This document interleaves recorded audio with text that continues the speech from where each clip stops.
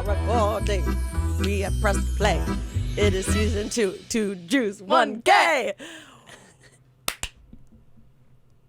Wow. Welcome back to 2 Jews, 1 gay season 2. Season 2. The amount of people who have been like, where's 2 Jews, 1 gay is honestly appalling to me. It's so true. I didn't think people would miss us. People missed us. You know what's so funny is because, like, I forget that people think of us because I don't think of other people. When you're a narcissist. When you're a narcissist, you forget that people consider you. I do feel bad because I really don't watch any other podcasts in the scene. And okay. I've seen episodes. I haven't. I was just on Carlos's and I was just on the Take 4 podcast and they were like, what have been your favorite episodes? And I lied and they did figure out that I was lying. I've seen... And Carlos watches every episode of ours. I know. We're bad friends. Carlos is just... He's better. He's better. He's better. And we know this. We know this. And he'll get more out of life for it. And that's fine. But yeah, I don't watch. I like that we're like the only other podcast in the scene that exists. This episode, like there are other podcasts, and we're like we can't even register. No, and we're doing it big, and we have all of 10 listeners. Although big moment for us as a pod. I was at a show that I did at a comedy club, and someone stopped me while I was walking through the room and said, "I'm a big 2 Jews, 1 gay fan," and I freaked out. I didn't know him. I wonder if you know him. He was a mixed Asian gay. You know any of those? I mean, I do, but I don't know. But I feel like he would have been like, I'm Sam's friend. Yeah, I feel like he's just a fan. And if you're out there and you're listening, we love you. And if adore you. If I misidentified your ethnicity, I'm really sorry. Or your gender, we're sorry. It was giving man. Okay. What's this episode called? Yisrael Chai? Oh my God, we should sing Yisrael Chai at some point. Yisrael Chai. I forgot the tune to that one. Oh, de Avinu Chai. Chai. Oh, de Avinu Chai. Little did we know, all of Hebrew school, we were just chanting nationalistic it's like songs. We'll get into this even more later in the episode, but like the amount of indoctrination and propaganda. But in a cute way, if you ask some of us. It's cute and fun. No, but like honestly, I had a great time. For the most part. This episode's called Yisrael Chai. I've decided. Yeah, that's good. We've decided in season 2 that we do want to like have topics that we discuss on episodes. I think you'll be seeing a lot of new. Well, it's gonna be similar, but we did a big dissection of what worked from last season and what didn't, and we've come up with a SWOT analysis. Yeah.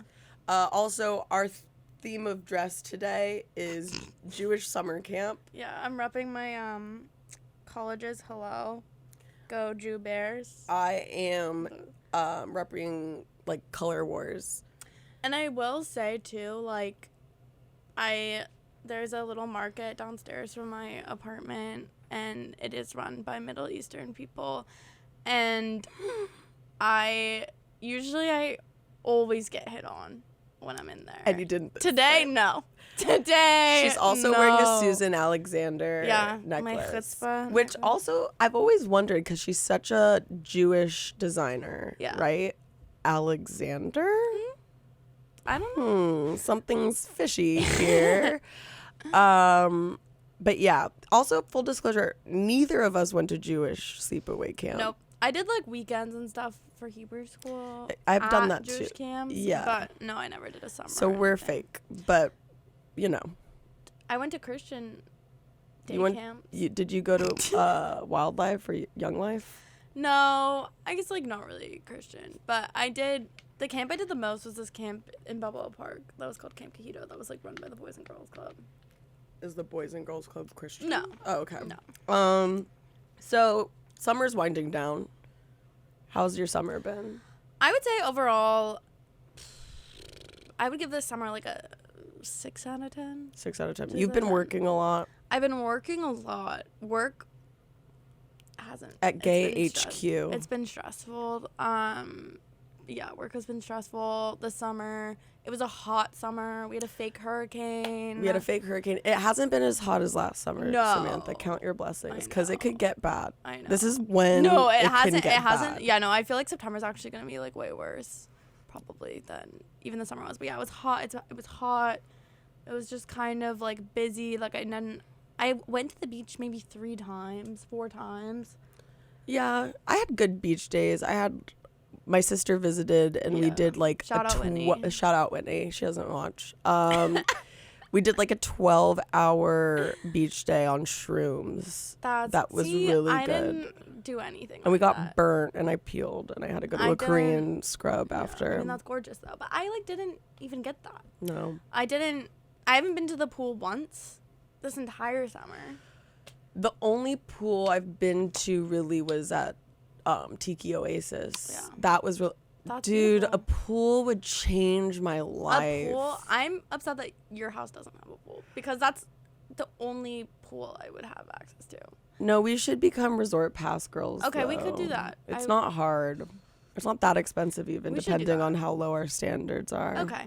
I have high standards when it comes to pools. I'm germaphobe. We know this. It's Okay. like, I need a little bit of a... Well, if you're germaphobe, I don't know that pools in general are. No, but the thing is that you just kind of like... Forget about you it? forget about it. But it has to feel clean. You know, that's my thing. I feel like this summer for me, I've enjoyed this summer. Yeah. It's been my first full summer at this home with the benefactor, Yes. and that's been lovely. We've had a lot of good times. I feel like we haven't had too bad of a heat wave. We grew beans. Our zucchini's doing super well. The grapes are bad.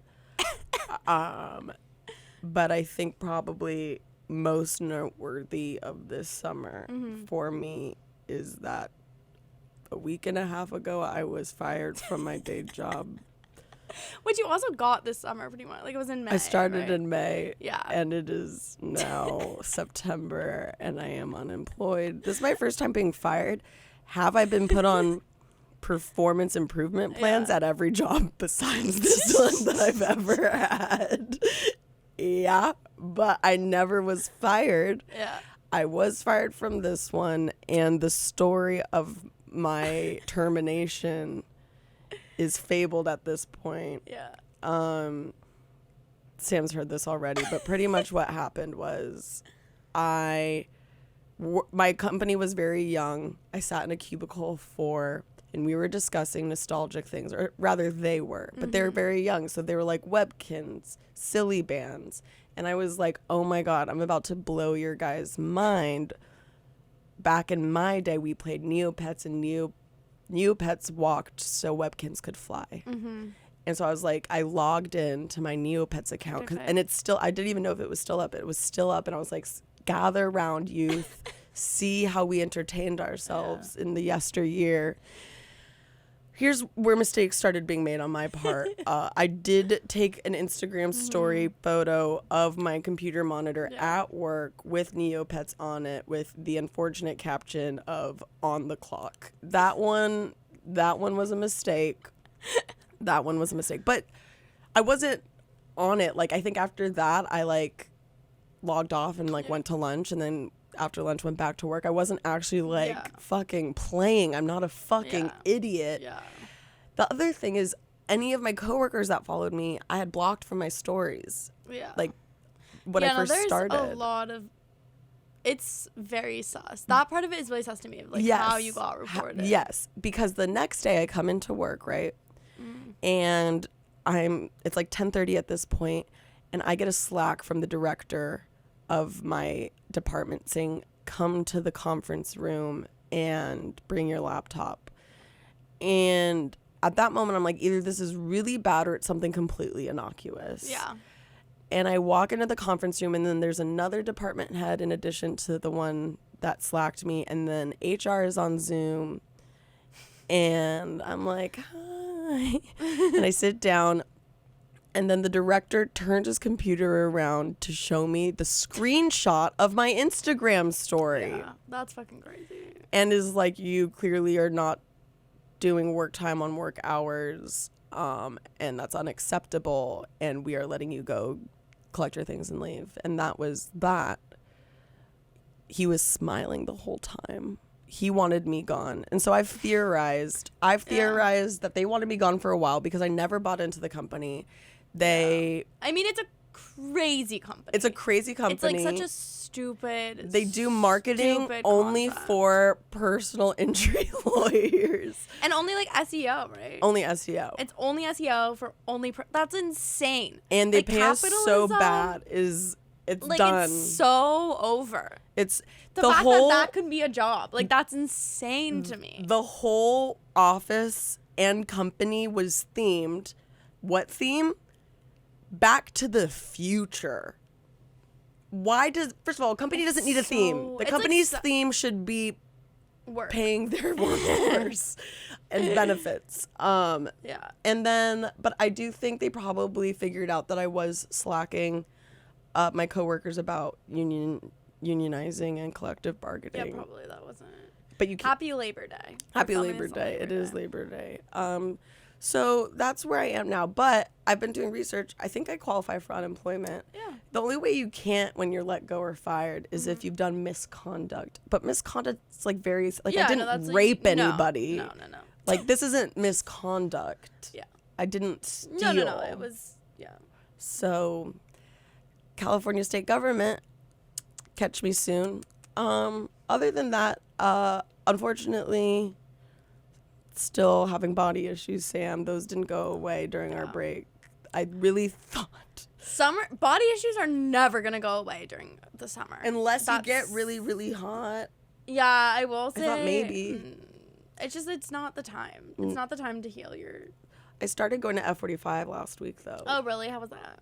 I threw up the first class. Nice. But I came back and finished the class out. Which F45 are you going to? There's a brand new one, like, at the Vons around the corner. So that's why. Oh, it's close. I need low barrier to entry. It's close. That makes sense. Yeah, I know a lot of people do F45, and I know I would be bad at it. Like, I am know bad at I it. don't have it in me. I am bad at it, but I just, like, humble myself and, like, let That's good. I know it's going to be a good workout, even if I can't do it to the level that all the hot SDSU girls are doing it. Yeah, it's okay. My sister, though, really didn't help. Because Whitney and I, my little sister, as we've all discussed, like, we both have disordered eating issues and body issues. Yeah. But I talk about this in my set, but she DM'd me this summer and said, don't embarrass me by being fat at my wedding. And sorry, Whitney, but on my way to embarrass you. So yeah, that's in 2 weeks. I wish you were coming. We could do. I wish I was coming too. 2 Jews, 1 gay on the road. A lot of our friends were trying to get invited, or just were like when Whitney was out, we were just trying to get ourselves invited to the wedding. Whitney said you guys can come. It's just a matter of you guys figuring out flights to Puerto Vallarta and accommodations. I don't make enough money for that. Like the theme of my entire summer has been realizing that I need to make more money. Yeah. Yeah. Yeah, I understand. Boy, do I understand that. Yeah. But that's fine. Other than that, over this summer, there was the submersible crash. Oh my God. There were so many, like, random... Okay, Venus retrograde. How did we not even touch on that? I know, you're obsessed. Venus retrograde ruined every relationship. Your relationships ruined? No. But I mean, like, all the celebrity... the more important relationships there. Oh, yes. Who's getting divorced? Who's getting divorced? Well, most recently, Sophie Turner and Joe Jonas might be getting divorced. But she was at his concert last night. And he was wearing the ring, so maybe they're okay. Yeah. My favorite was Sofia Vergara and Joe. However the fuck you say his last name. They got divorced. Because he's sober and she's not. Yeah, or something like that. I heard different. Oh, what else? A lot of the theme of the summer was, like, men not being able to handle that their, like, wives are more successful than them. Because that was, like, the Ariana Grande divorce. Oh, yeah, Ariana Grande's divorce. And I don't actually believe that she's hooking up with SpongeBob. It's honestly probably movie. Like, they probably were just, like, both getting divorced. And then rumors. But, like, I literally cannot imagine that. It would be crazy. But then the thing, too, is, like, it's really good press for the movie. And, like, really movies, good. I honestly think that a lot of, like, the dating rumors and breakup rumors and stuff like that are PR for the movie. It's PR because you can't do, because of the strike, you can't do any PR that's like real PR. So you just have to like create, the Sydney like, Sweeney. Remember that one? And I know. Okay, I have insider knowledge about that. The Sydney one. It was never real. Yeah, I didn't It was think so. never real. Mm-hmm. Like, she's fully in love with her Fiancé. fiance, and like it was just press for the movie. Like, they have to get creative. And I think the girl, because his girlfriend, they did break up while they were filming, but I think she was riding the coattails, no, 100%, so she could get 100%. A better like they were gonna break up response. anyways. So it's just like she was like, how do I fit know into your this? worth? Yeah. That whole post. 100%. But anyway, so the thing that I liked about the Sofia Vergara divorce is that they had to not even fight over custody, but they had to figure out custody of their dog. And the dog was a Pomeranian, I think Chihuahua mix or something like that, named Bubbles.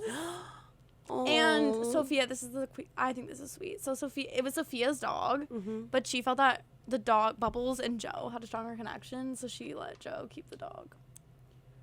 That's the strength of women. She's, right there. Right there. The selflessness that exists like, in women's hearts. Because she knows that she will be absolute. I mean, she's gorgeous. She's talented. Any dog will want her. Any dog will want her. And she's like, you know what? I can give up Bubbles. I'll find a Honestly, better Bubbles dog. was just going to hold back her hot girl summer. Like, taking care of a dog is so much work. Also, like, I don't know, if I went over to, like, a guy's house, a recently divorced guy's house, and he had a Pomeranian Chihuahua mix, I'd be like, oh. No, see, I feel like if anything, it would be the opposite, right? It's like if you're like a hot, like muscular dude, and you have this like tiny little dog named Bubbles, you think and it's then endearing? you're like trying to hook up with, because you just divorced, you're like, you know, how old is Sofia Vergara, in her 50s? Yeah.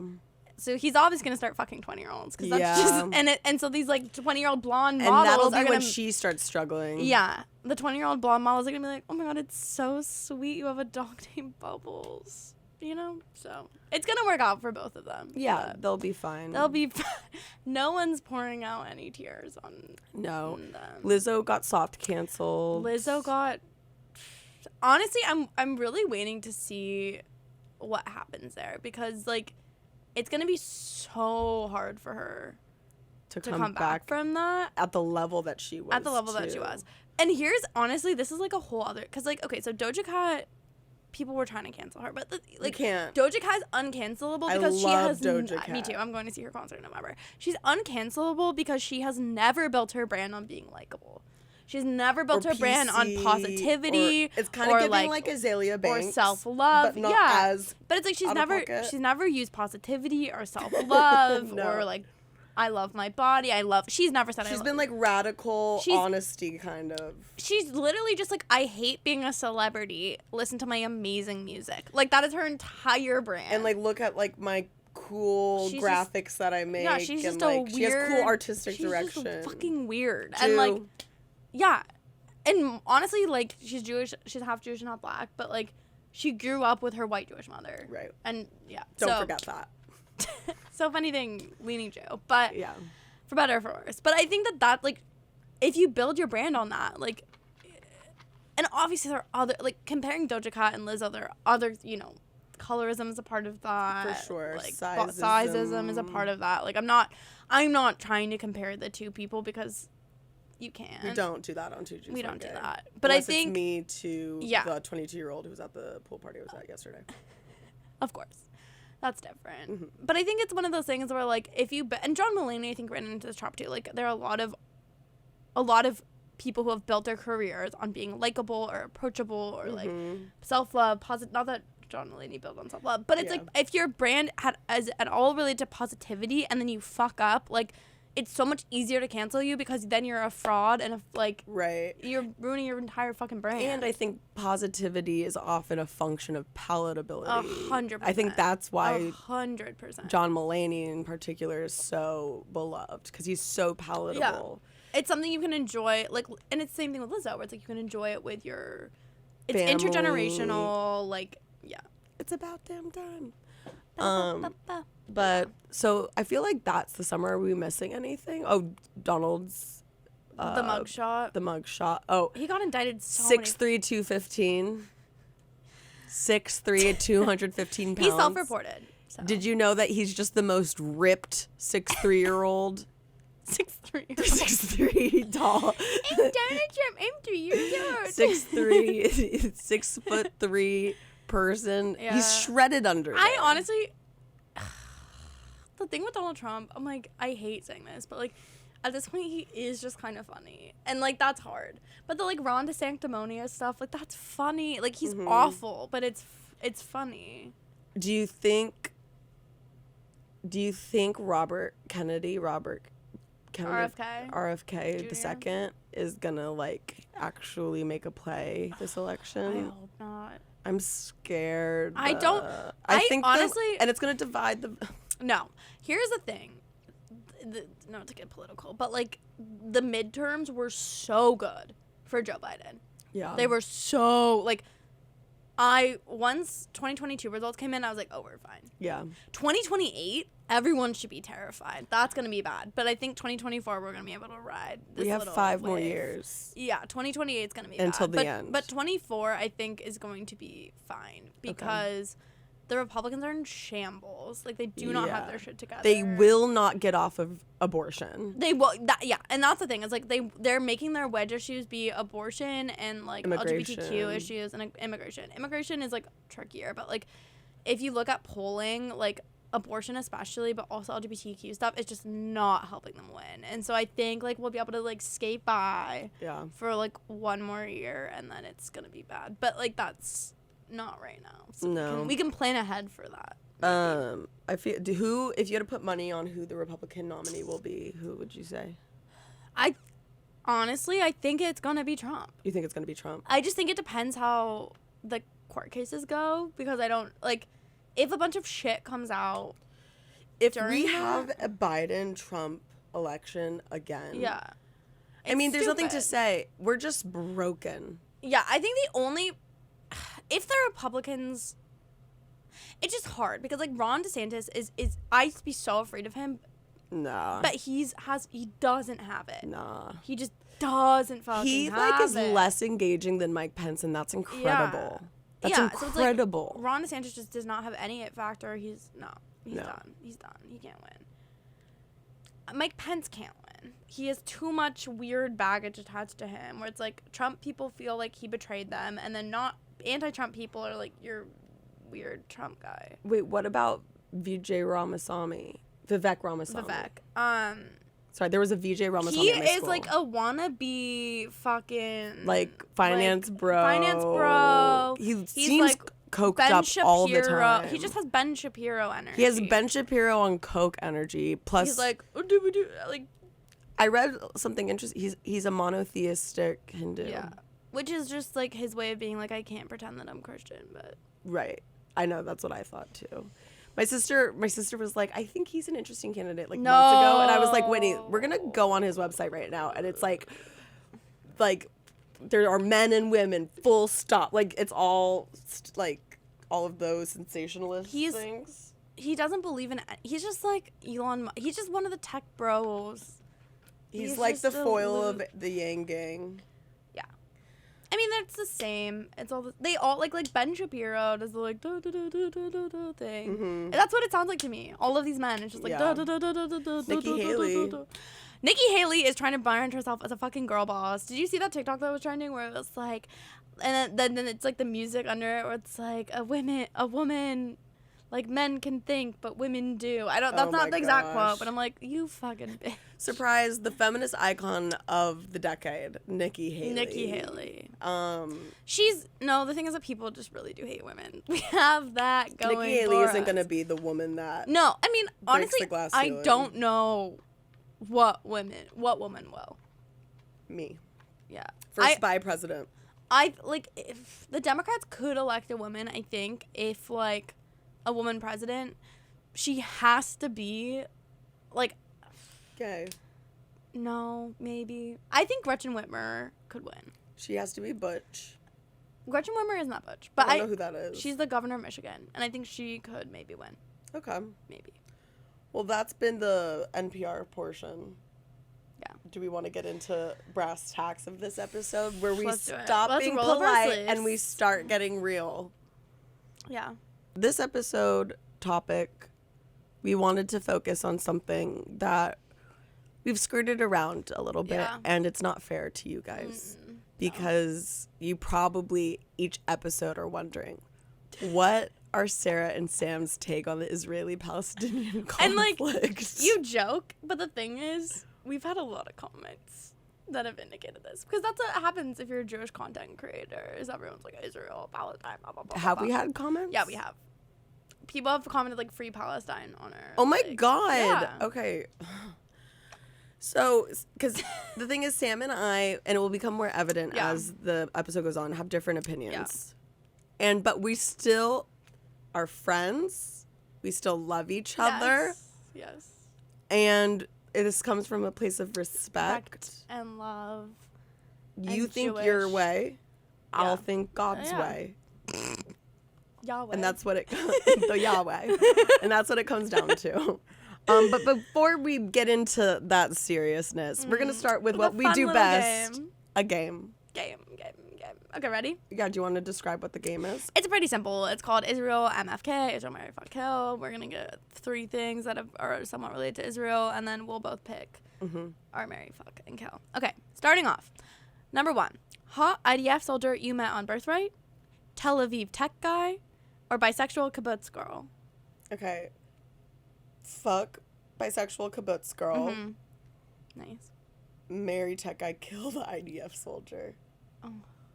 Yeah, that feels right.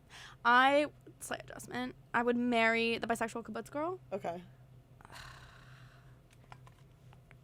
Okay, I would fuck the Tel Aviv tech guy and then kill the hot IDF soldier. I did pause because I was like, just purely sexually, like. Yeah, a man in uniform. No. Not the man in uniform part, but they're in like crazy shape. Oh yeah, they are. Yeah, but no. Like, they kill. I must kill. I'm sorry. Yeah, I don't know. I also question A the lot of them Israeli are, like- soldiers I've met. I question their taste. A lot of them are truly 18 years old, too. Are so truly that's children. also a problem. Yeah. They're truly 18 years old, and honestly are like how I feel about the police is pretty similar to how I feel about IDF soldiers, where I'm like, you. Here.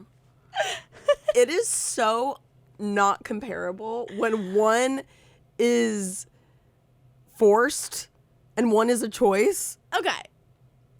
That's fair. That is, I'll give you that. Like, it is. Point. Conscription is, like, bad. But, like, there are people who, first of all, refuse to serve and then are imprisoned, which is not really a choice. Unless you're ultra orthodox. Yeah. But the reason why I would compare them to police is because, I mean, one, they kind of are, like, a police state, but then also, like, it is. Israel's, like, a police state. Okay. But they serve similar roles in society, and they're taught in very similar ways. They have very similar mentalities about like what their job is. Okay. Yeah. Sure.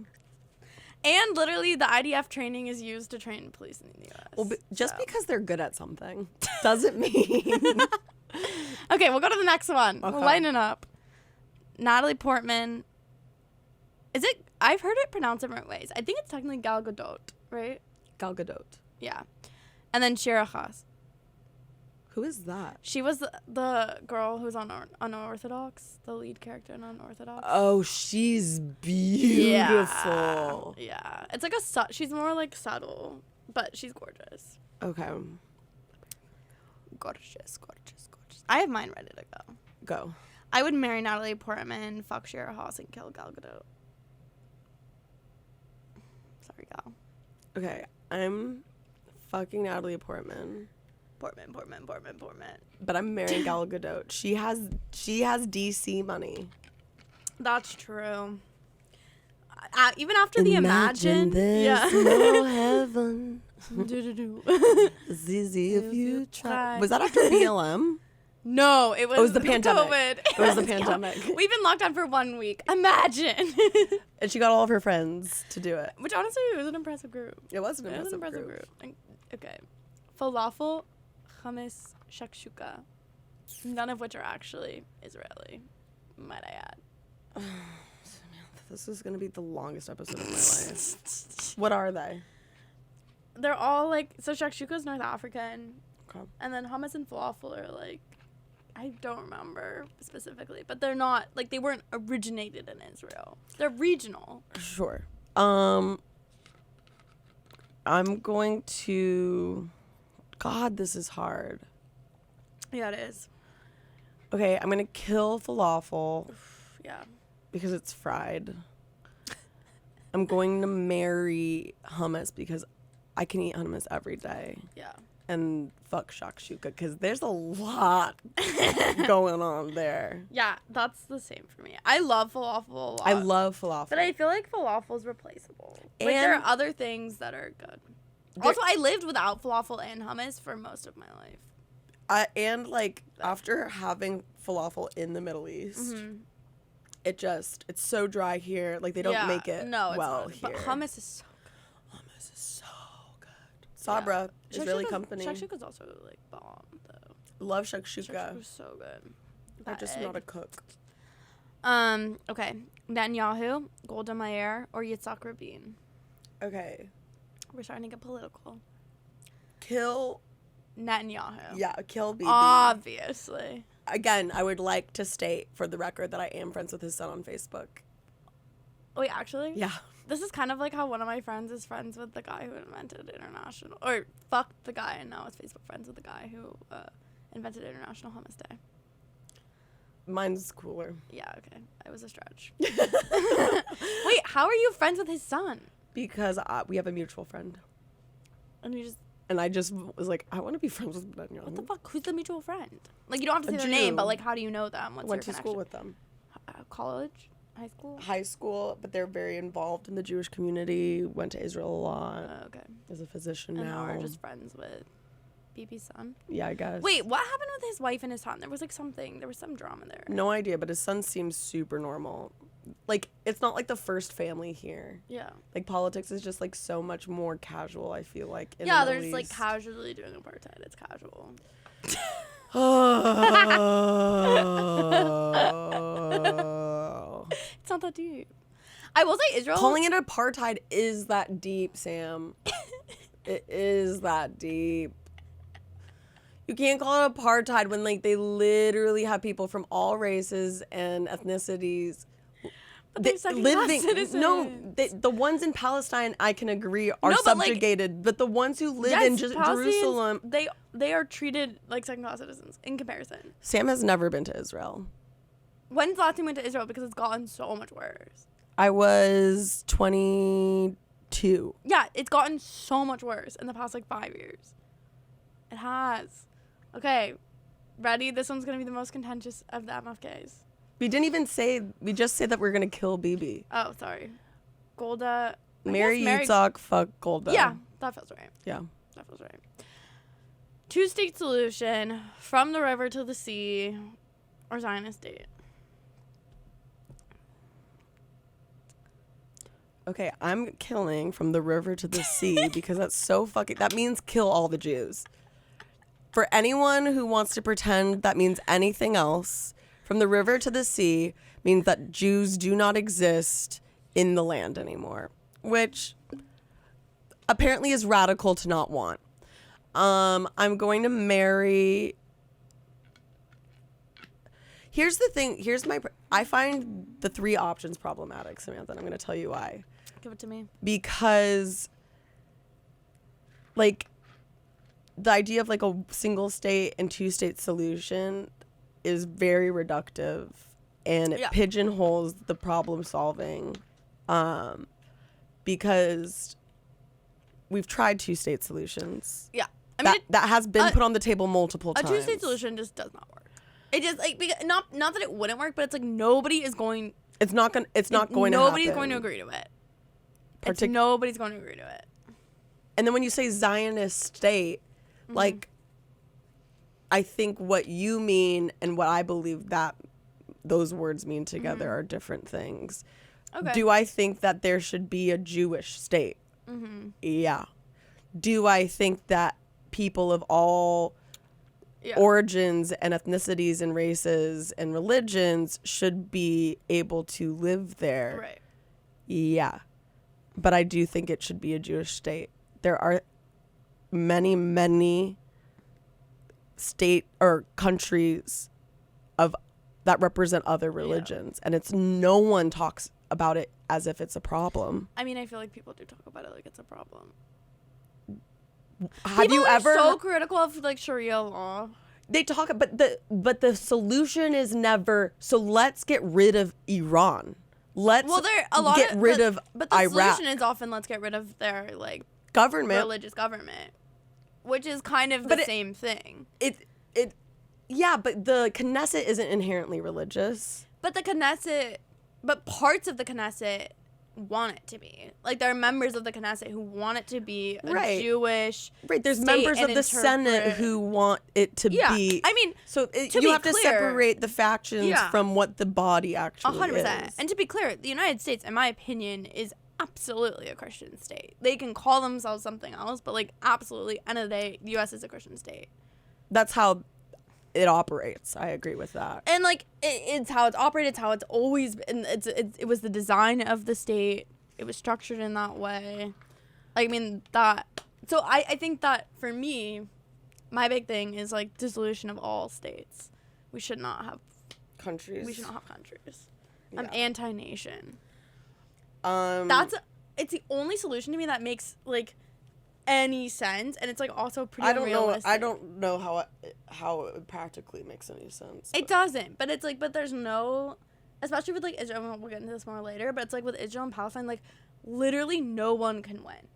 There's no winners. Unless like if you're trying to nation build, there are no winners.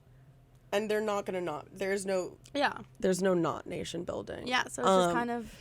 So I guess I poop on your question of MFK of those three. I do not like any of them. I reject them all. Mm-hmm. If I were a magician and could just decide, there would be a Jewish state that is secularized. Okay. Yay. I think the only solution in my brain that would even remotely work is to unify the whole thing. Like the only solution that would work. The only solution that would work within the nation state structure is you would have to unify everything and make it one secular state. But then everybody still loses. Right. But that's what you would have. That's the only way. And you know what? Like, I really just don't think it's far off to say that if that was the solution, there would be the Jews would lose. Not just the Jews would lose. There would be a lot of Jewish murder. There would be, I think it's not outside of the realm of possibilities to say there would be systematic cleansing of Jewish people. That's been happening in that region for a long time. Yeah. I just there's no Jews in Iraq. There's also like... There's no Jews in Iran. Right. It's hard because it's like right now there's like systematic ethnic cleansing of the region but of Palestinians. But the Arab population isn't decreasing in Israel. It's rising. But there's targeted... I agree with that. I agree that there are absolutely horrendous, terrible policies that are shameful and that targeting is happening. But I'm talking about like on a macro level and like if we're not just talking about like the political factions that are making this happen and talking about like bird's eye level as a whole, Arabs live there, work there. Right. There are Arab professionals. There's Arab teachers, professors, schools. But they are treated differently. Black people are treated differently here. Right, 100%. They're treated differently, but there isn't a 0% chance of social mobility or success as an Arab in Israel. I don't believe that. There is a rising population of Arabs. There are a lot of queer Arabs who live in that region who are out, who can't safely exist in the same capacity elsewhere as queer Arabs. We will definitely touch on the queer stuff because that is like a really complicated and And meanwhile, I think if we're going to talk about that, it's fair in the same breath to ask the question of where are Jews in the rest of the Middle East? They don't exist. Yeah. They used to. Right. There used to be Yemeni Jews. There used to be Lebanese Jews. Right. There used to be Iraqi Jews, Persian Jews. Yeah. They don't exist anymore. Yeah. So I think it's fair to have that also contextualize the conversation. Right. because 100%. they're where else do they go? And like you said, this is a Christian nation. Yeah. Jews are America isn't for Jews in a lot of no, ways it's either. not. No. So it's that's definitely not. there's a philosophical issue that like I feel very passionate Right. about, which is what happens to the Jewish people. Right. And some people really believe like just fuck them. Yeah. Like- no, it's a messed up. Like no one wins. No one wins. So Do we want to do the last one? what's the last one? Is it AIPAC, Hamas, random leftists on the internet with an opinion about Zionism from an infographic. Oh, this is hard. I have to kill Hamas. That's fair. I have to kill Hamas. This is gonna be good. Hate fuck the leftist infographic Yeah. sharer. Hate Yeah. fuck. Like the Yeah. Curb Your Enthusiasm episode Yeah. where he has sex with Oh my the god, Palestinian chicken episode. I Yeah. love that episode. and then marry Apex. Oh my god. It's survival at that point. Okay. Fuck. I really cannot stand the random leftists on the like. I've always hated like, and this is my biggest thing. It's like people who do not have a stake in the game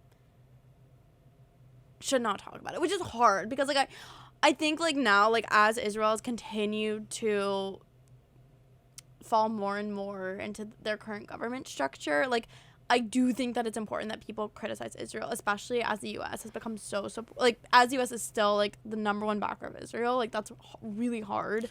I think it's important that say. they criticize the current government of I Israel. also just get so annoyed anytime someone who isn't Jewish or Palestinian or like Arab talks about it. Like I just get so irritated because Same. like they don't know what they're talking about. They don't know the stakes. They don't know the history, and it's just about like literally an infographic they've seen online, and it often does become like anti-Semitic. It so quickly devolves into that. It's just like I'm like shut up, like this doesn't, because it's like at the end of the day I'm like yes, critique the Israeli government absolutely, but like sharing an infographic online or like sharing your opinion just to like seem woke or whatever is just like it is obnoxious and like has actual consequences. Like I'm the last person who thinks that like saying something that's against the Israeli government is a hate crime. Like the Anti-Defamation League, like their hate crime numbers for Jews are kind of, in my opinion, stacked because they include a lot of like anti-Zionism as anti-Semitism, and I think that's wrong. Like I don't think that someone critiquing Israel is automatically anti-Semitic, but like here's an example. Like I was with someone recently and we saw a group of like Orthodox Jews and we were in Sacramento lobbying, and I kind of made a joke about like I was like, oh, I hope they're not lobbying for Israel, because like that's just kind of my sense of humor, and like I feel like as a fellow Jewish person, like it's fine for me to say that.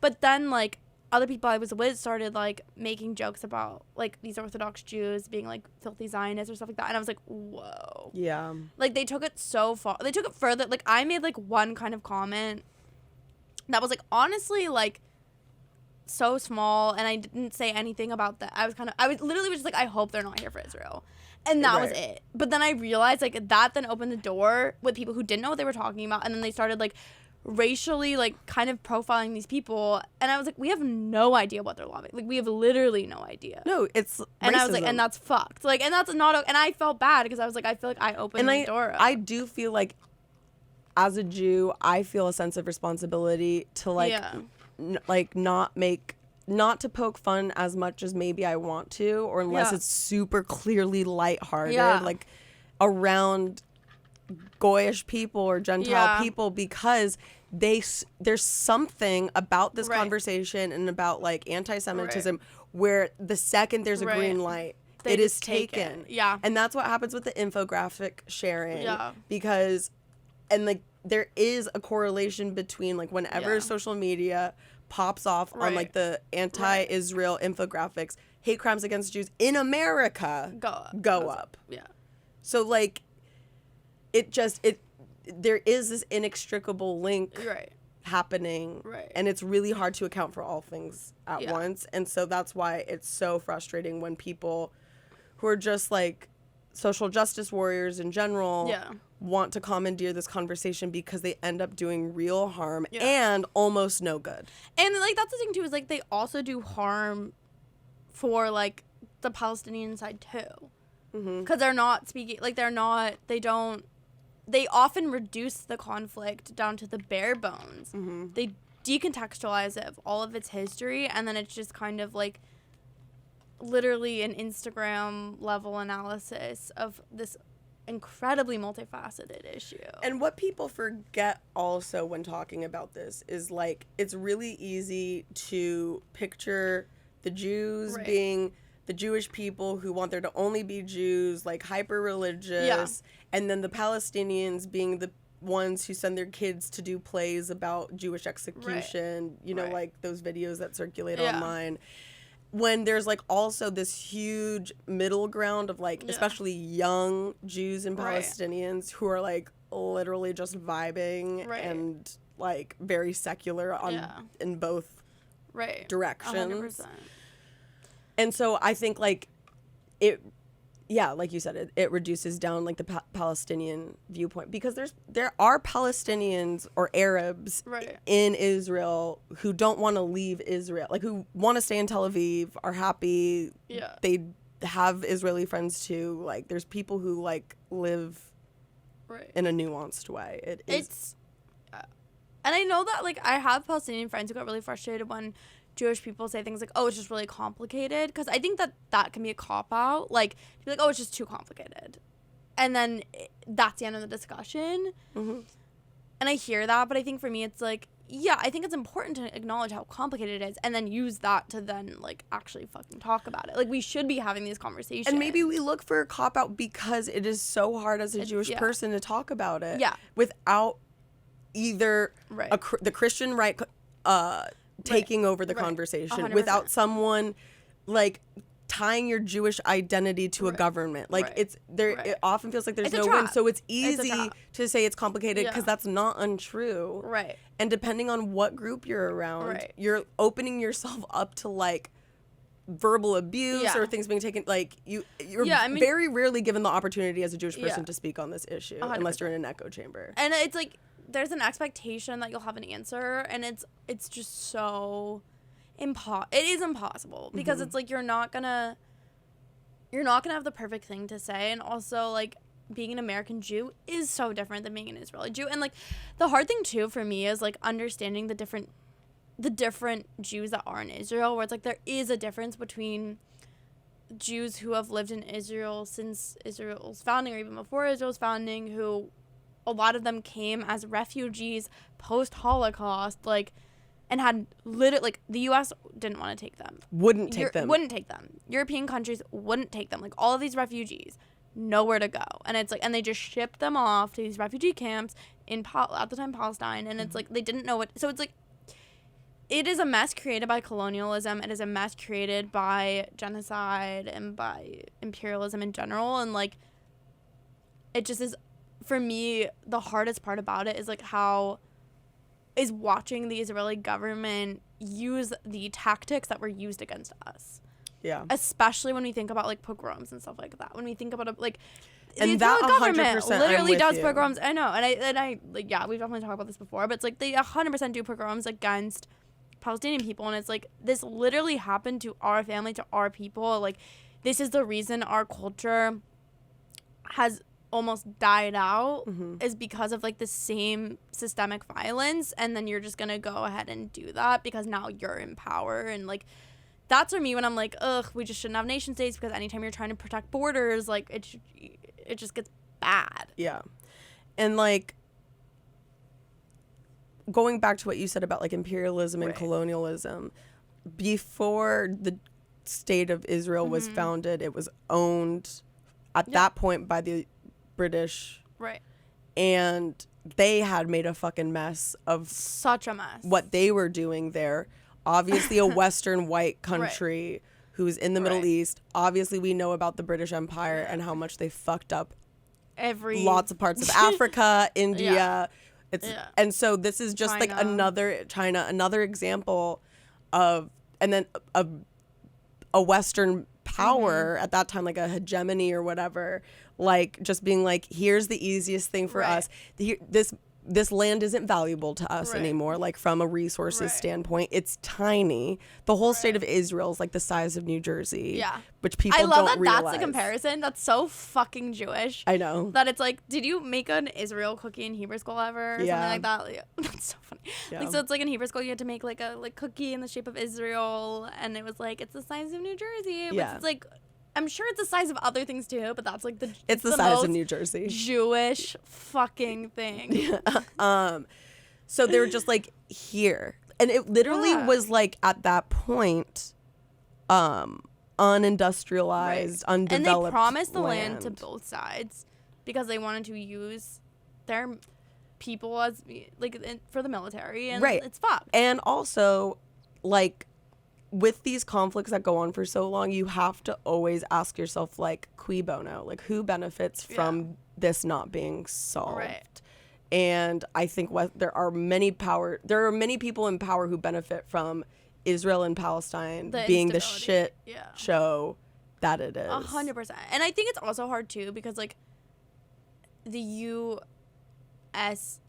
has invested so much in the state of Israel, but in a way that solely benefits the U.S. Where it's like they've invested money in military, they've invested money because they know that that is the only like ally in that region.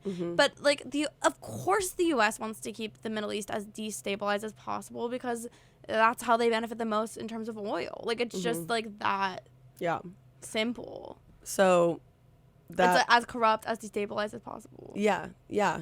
Because if Israel became true allies with people with other countries in that region and was able to like stand on their own feet and didn't need the U.S., It would be scary it for would the be U.S. bad for the U.S. Yeah.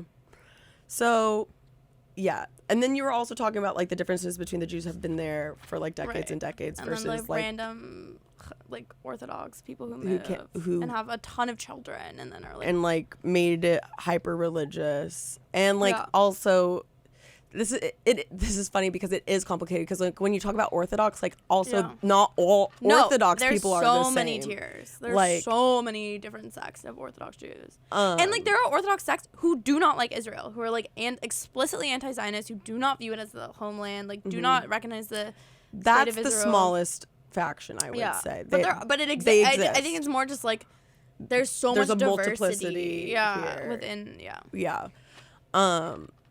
The other thing is that, like, okay, here are 2 points I'm going to make. One, about the two-state solution. It has been offered multiple times. Yeah. That's just fact. And it is the leadership at those times of the Palestinian side who have said no to the offers.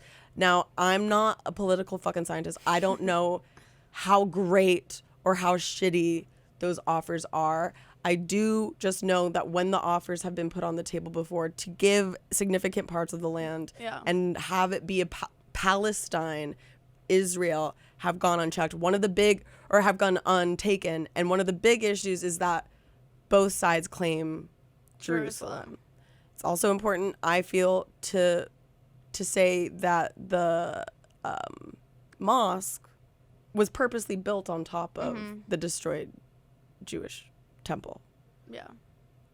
I'm not going to editorialize that in the sense of like what I think that means, but that is just what happened. Yeah, I mean, this is where my like religion major brain comes in because it's like it's so hard. Like land and holiness is like because desecration of holy land is so real and is the ultimate offensive thing, and like land, the sacrality of land or whatever cannot be understated in this idea that you can like somehow like cut up Jerusalem and you get half and you get half. It's like no, the problem is that Christians, Muslims, and Jews all want all of it.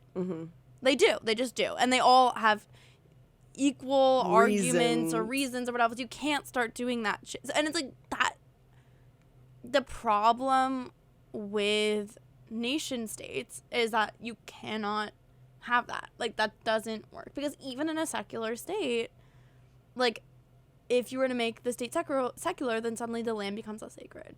But yeah, it's nobody wins, and this idea that you could somehow like cut up Jerusalem is just unrealistic. also going back to how imperialism sucks. If you look back, even before the United Kingdom, it was the Ottoman Empire, the Byzantines, the Romans.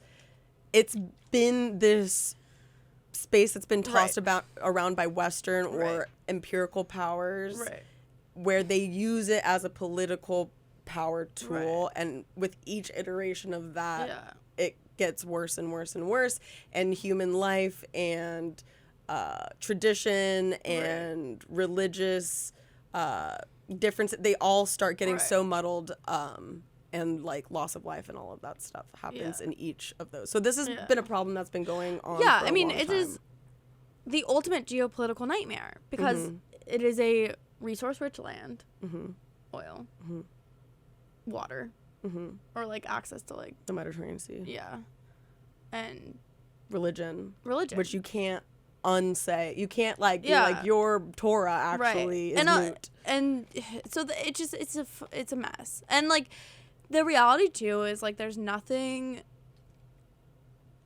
that anyone can, and it's like defeatist, but it's like, and that's what I have to go back to, is it's like there's nothing, you're not gonna win, like nobody wins. From an incremental standpoint, like the only path forward I see is getting the country of Israel into a place where like the vast majority of it is secular, is like moderately left secular, and those people are in power, and then they start bringing new solutions to the table, because whatever's on the table now is not going to fucking well, there's work. nothing on the table right now. And I think the hard thing too is like, you have to get an Israeli government that isn't extreme. You cannot have because now they're turning against their own fucking people. Like like Netanyahu, to stay in power, has built the most insane coalition. Yes, he sold the fuck out. Yeah, and it's like now, I mean, not that Netanyahu was ever like this anything amazing, but it's like he's used become to be more moderate. He's become so much worse, and it's like now you've gotten to a point where like,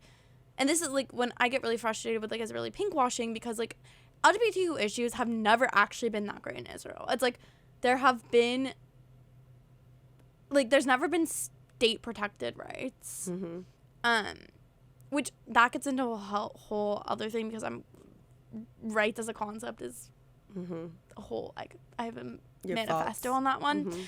But yeah, I mean, I think that like there was never like LGBTQ protected rights, but there were places like Tel Aviv where like you could live as like an out queer person much more safely than in other parts of the region. One of the biggest prides in the world is Tel Aviv's pride. But now oftentimes LGBTQ issues were used as like C-word. It was like pinkwashing, where it's like, see, we're pro LGBTQ, so we're like, we can't be bad. But I don't think it's unfair to say that out of all of the places in the Middle East, it is, relatively speaking, easiest to be gay there. Yeah, I mean, I think that it's really, really hard. I think that's probably true. But I also think, so this is like a big thing we talked about in college, was like my gender, sexuality, and women's studies degree that I'm never gonna use. It's like you don't. There were a lot of like different ways to be homosexual in other cultures that weren't, so like there's a lot of like research done at Iraq like before and after U.S. invasion, and how like there were people who had like homosexual like behavior. I hate kind of tendencies like, but like would never identifying as gay was not a thing. Is a Western construct. Right. So it's this idea that like, but sexuality just exists differently outside in different places. But outside of the construct, like let's isolate one thing. Right. A man having sex with a man, sodomy. Yeah.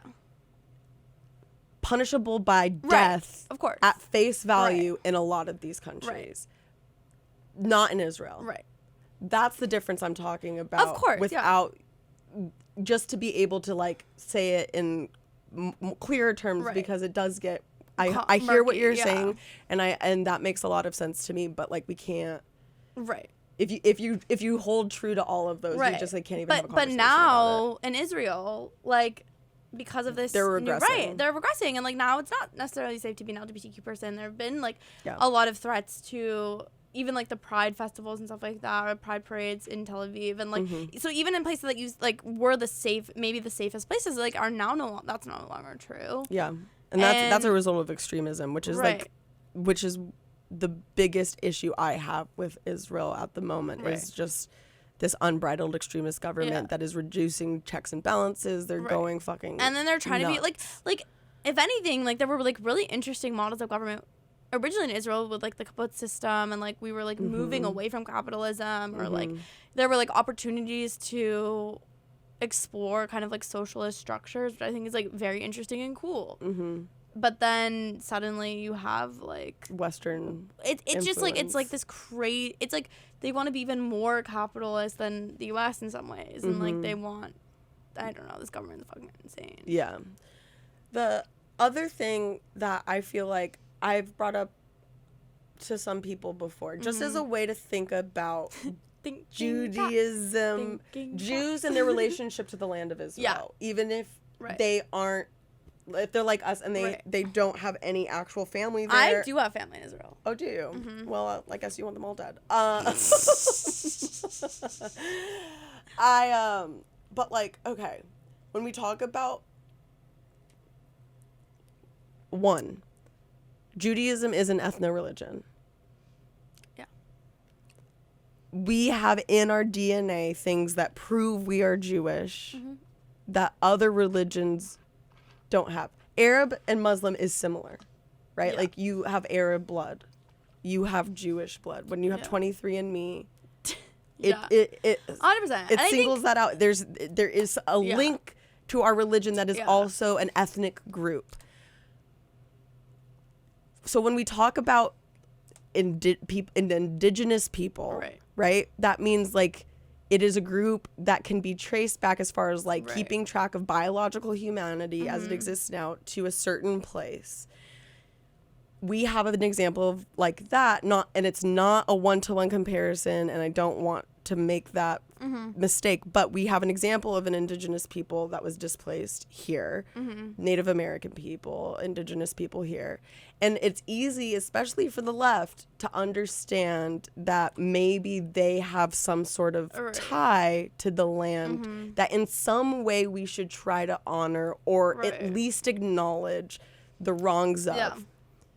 Something similar, maybe more ancient as far as like what exists with the Jewish people and this land as well. It is an indigenous homeland. That doesn't mean that it's not also an indigenous homeland to other people like Arab people, Palestinian people. But it does mean, but that doesn't take away from the Jewish history there. So I always find it really interesting that like we can't at least extend the same consideration that there is this ancient tie of this body of people to this land that is meaningful. It's meaningful when we do it to brown people in America for certain groups. I think that this just, for me, it goes back to the nation state issue. Because, and this is like, now we get into like indigeneity and like indigenous studies and stuff like that, but it's like, I think so much, in some ways, like self-determination is the best model, right? Where it's like each group of people gets to determine what style of government, what type of land, what type of like state they want. Which, for the record, is what I know Zionism to mean, is Jewish determinism. I know a lot of people don't agree with that now. And to be fair, like Zionism as a concept, like predated the modern state of Israel. It wasn't even necessarily, I mean, Israel did become the focus of it, but like wasn't even necessarily attached to Israel. There was like other ideas of where Jewish states could be, like a lot of, you know, Zimbabwe or Madagascar or something. Random parts of Russia was like one, like, okay, you can live in Siberia. It wasn't Siberia, but that was the kind of the idea. Right, but like self-determination, there's a lot of power in that, and like I think the problem is that if your goal is to create and defend your borders, like you're always like, land doesn't work like that, you know what I mean? So it's like, and that's like the hard thing. It's like you can't, like, to be a state, to become a state means automatically oppression. Like it just does, because it's like you have to, like, you're determining who is included in the state and who is not. But my question is, at that level though, then how do you account for if we open the borders, it would be mass Jewish death. That's what we can't predict the future, but that's what I believe would happen.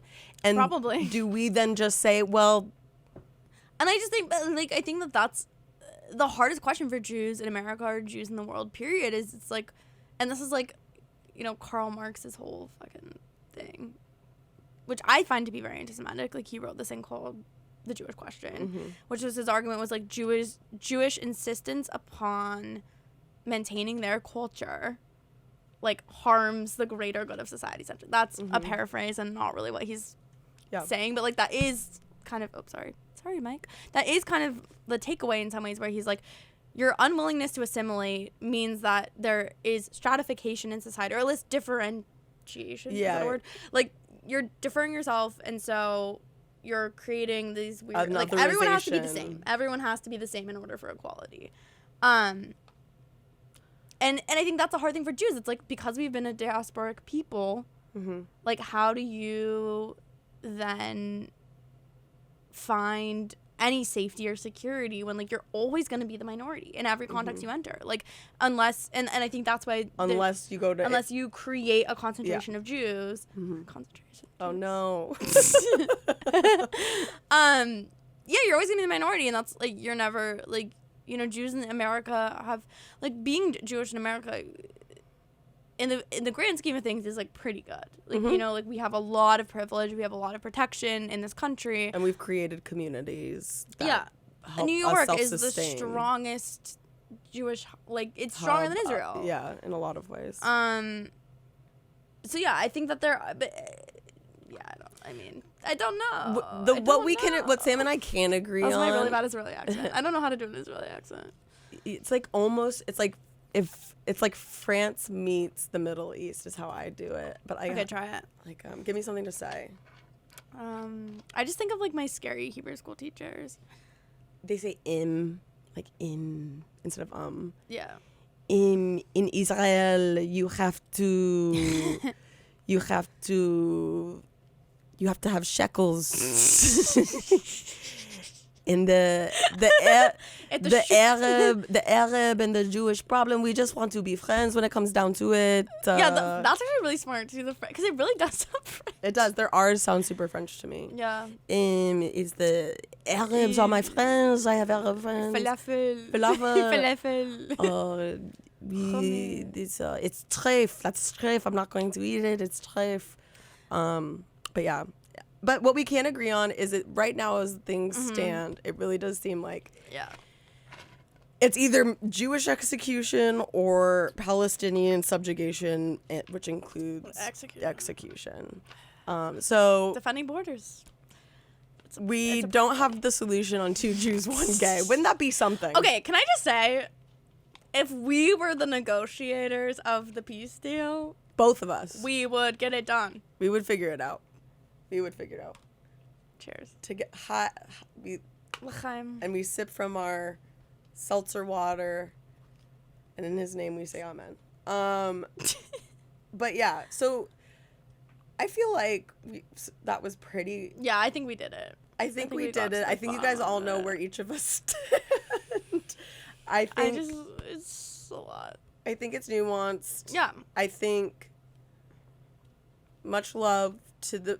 I think at the end of the day, Palestinians and Jews are cousins in a lot of ways. Like, ethnically, like, they're like very closely related. A lot of the tradition and the things that make up a culture are very similar. Right. And that we've gotten to a place where people don't want to remember that. And we should. Yeah, nothing but love to any Palestinian listeners. Have a strong feeling this isn't their go-to you know, like media. the maps where, like, you can watch, like, what if all of our listeners are in Palestine? Yeah. What if we only have Palestinian fans and we're about to lose all of them? That'd be crazy. That'd be insane. Like, we were really big and we just didn't even know it. And I'm sure we left out a lot of things. Oh, so many things. And I'm sure we got a lot of things maybe incorrect. Oh, 100%. But we're trying to have a nuanced conversation amongst friends. Yeah. We're listening and learning by talking. I learned very quickly to meeting Sam that she's very Jewish and had big opinions about Israel. Which I will say, like, until this was not my opinion on Israel until I was like 20. I had a it evolved over time. Like, when I was And it's just so through easy. middle school, I would say, like, Zion. I mean, I don't know that I would identify as a Zionist. I never felt connected to Israel. I've never been there. See, I always have. And I've never felt like they tried to force me to feel connected in Hebrew school, and they'd be like, do you like Israel? What is your connection to Israel? And I'd be like, I literally don't have one. Like, it always annoyed me. It's crazy seeing as you have family there. Yeah, but they're like cousin, like third, who all they all made Aliyah. None of them were like born in Israel, except for their like kids. Yeah, they're all American. It's important also, like, we discussed this on a very macro level. As soon as you get micro and make it about human families, all of these things that we're talking about, like, for the real people, of course, Jewish or Palestinian, no matter what, people are being displaced. Yeah. Like, it's horrible. all people know as home, and like their life is being fucked with, and that's like 100%. a huge tragedy that we cannot even feign understanding 100%. or being able to be fully empathetic about. In our podcast studio. Should we play? Neither of us are even dating Jewish guys. No. Okay. Should we play our silly game to make light of the situation? situation? So now everyone breathe, unclench the butthole. Our next game. Who is the bigger Zionist? Who's the bigger Zionist? One I point wonder for each. who will win. We can just like keep count on our fingies. Yes. Like, Okay. Never have I ever. Okay. Oh yeah, we could literally do it like never. Okay. Yeah. Okay. Gone on Birthright. Loved it. Loved every second of it. Shout out Rabbi Yoshua, who was our rabbi on it. He taught me a lot about Kabbalah and a lot of beautiful parts of Judaism. Shout out Moshe, who was our tour guide. Really fun time. Loved it. Incredible. Participated in an at all related to Israel reenactment in Hebrew school. Many. We did a lot. We did the Golda Meir, like, I swear to God. We did, you know what's crazy? This isn't Israel, but like, you know when the plane got like, I like don't even remember. But like the hijack. the hijacking. Yeah. In Egypt, was Yes. it Egypt? We had to reenact that. Age like 10. That's insane. We only did biblical reenactments. Well, that sounds healthy. My mom had to do a Holocaust reenactment in Hebrew school. Isn't that crazy? Jews Never love forget. a play. Yeah, Jews just love theater. Jews just The love theater of it all. But no, we did like we also had to do like Krav Maga, like an IDF soldier would come with that. Well, that's another. Sorry, but they would do like IDF like trainings with us. Isn't that crazy? When we were like 10. The Mossad. It's crazy. The next one, your favorite restaurant is Israeli. Oh. Yeah. I shout out. What is There's the a restaurant? restaurant called Mazel in LA that's bomb. Ooh. It's vegetarian. Lots a lot of of it's vegan, and it's Israelis in really good. LA. It's really impeccable. It's Can really we go good. next time we're in Yeah, LA? for sure. Okay. I don't know what my favorite restaurant is, but it for sure isn't Israeli. Currently has Israel bonds. I do. You do have. I Israel didn't get them for bonds. myself. I feel like that's. But my grandparents for years would give me Israel bonds, including for my mom. I think they lost money. I think most of them just like lost. I don't think that's how a bond works, but I definitely like am not seeing returns. Yeah, on I'm any sure. of this. It's okay. It's I'm fine. sure they probably have like matured. Bonds mature after a certain amount of time. Yeah, but I haven't seen A it. 50 I have year not bond. seen a dollar Okay. from any of my Israel bonds. Has taken a Krav Maga I class. have, yeah. I have not. Wow. So far, I'm winning. So far, you are winning. Your idealized system of government is a kibbutz. Yeah. I mean, that's a 100 commune. yeah. A beautiful, It's- beautiful commune. What could go wrong? Nothing. Until Not you one start, until you thing. start doing other things. Certainly not incest or molestation. But it just seems like No, but I think I would hate it. I think I actually would hate living on a commune, but I No, realized I the wouldn't. fuck out of it. Well, okay, as long as there was a swimming pool.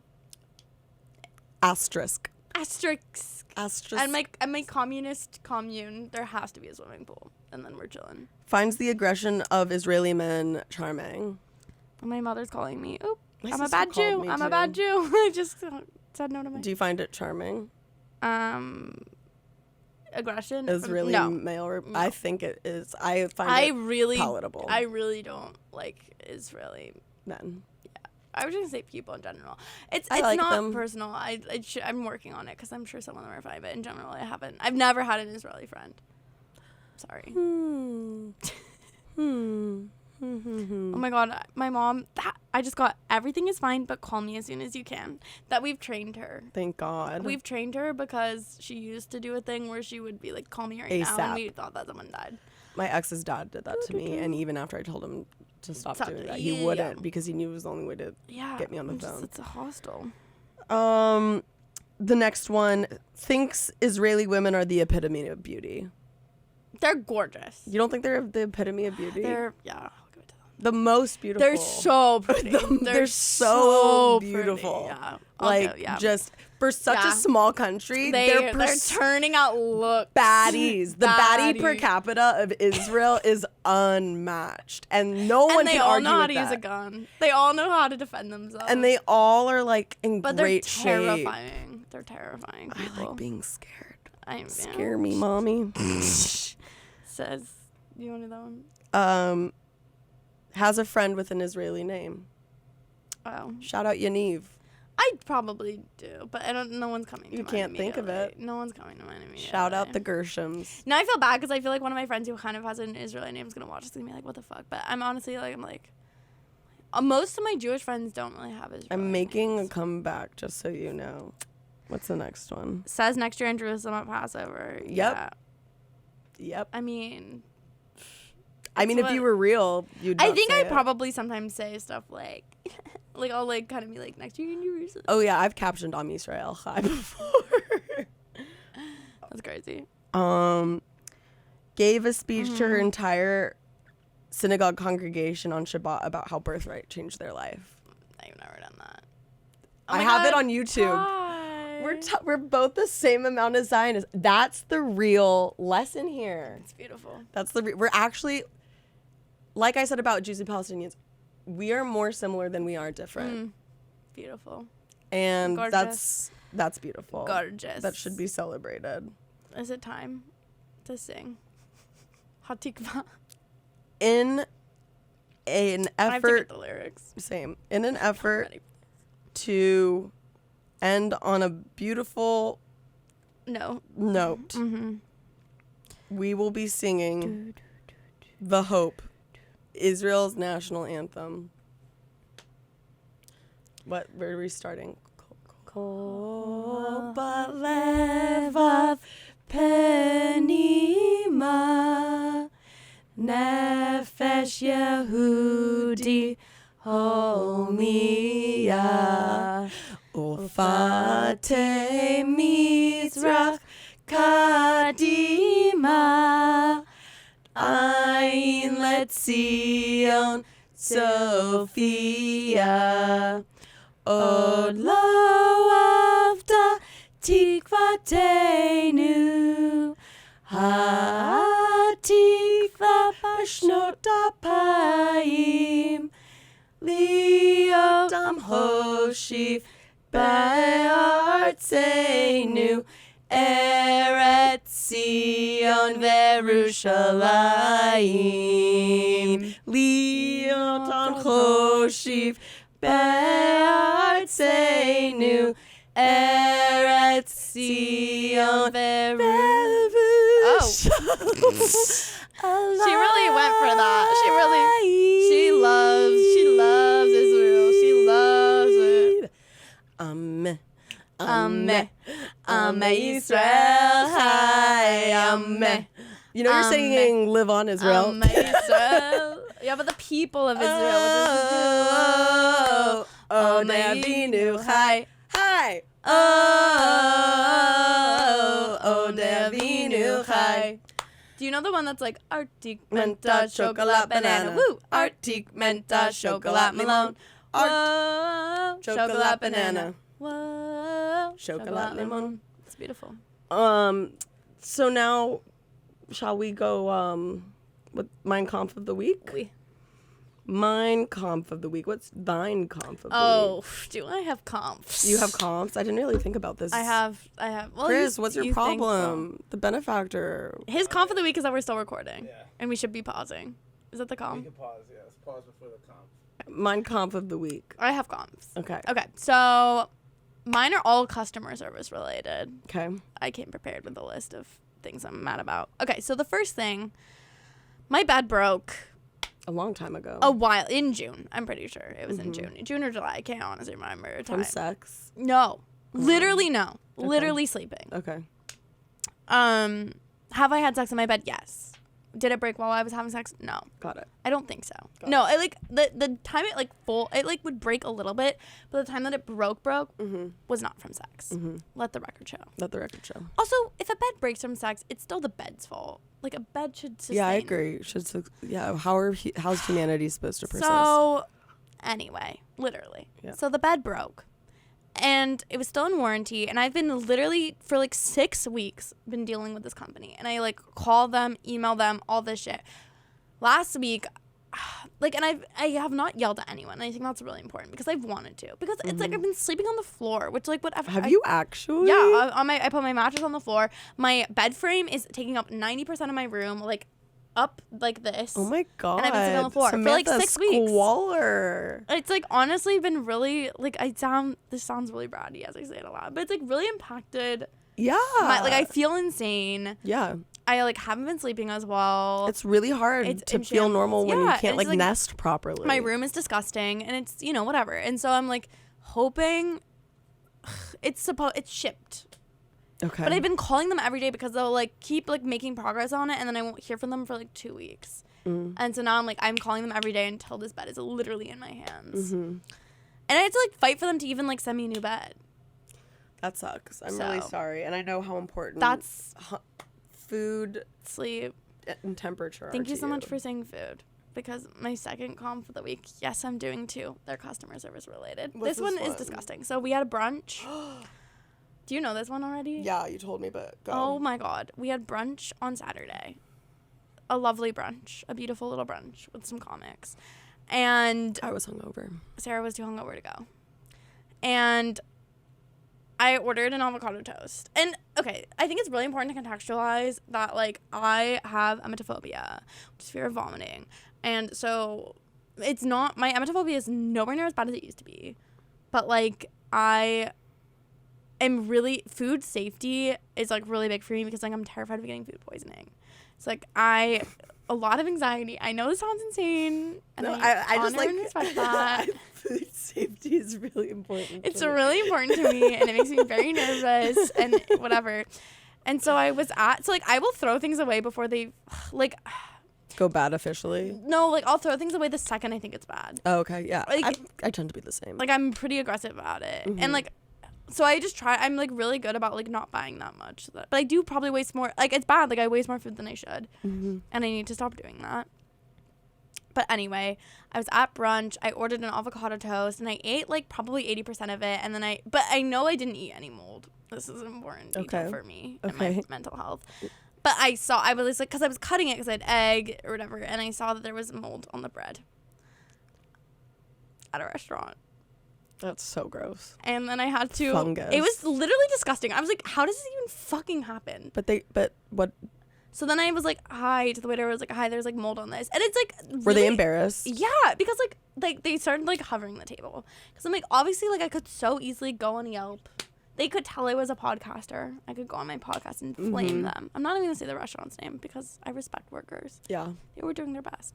But anyways, they were so weird about it. And then they were like, oh, do you want more like we can bring you something else? And you're like, no. And I was like, I don't want any other food from this establishment. Thank you. They're like, do you want a drink? And I was like, no, I don't. But I got a cookie for the table. You got a cookie, yeah. She got a big dessert. But I couldn't even eat it. I had ice cream on it and like definitely had milk in it. Like it wasn't for me. I saw that Jacob got a good amount of it. Well, Jacob had his own cookie too. Oh, Jacob double dipped, probably. I don't know. And then the waiter came back and said, I feel so bad. Like next time you're at the restaurant, like I'll come find me. I'll buy you a beer. And I was like, you think I'm ever going to come back? Yeah. Like crazy. Anyway, so this random suburb restaurant. The comp of the week was that I was molded. You were molded. I was molded. Customer service. Oh, LOL. You survived.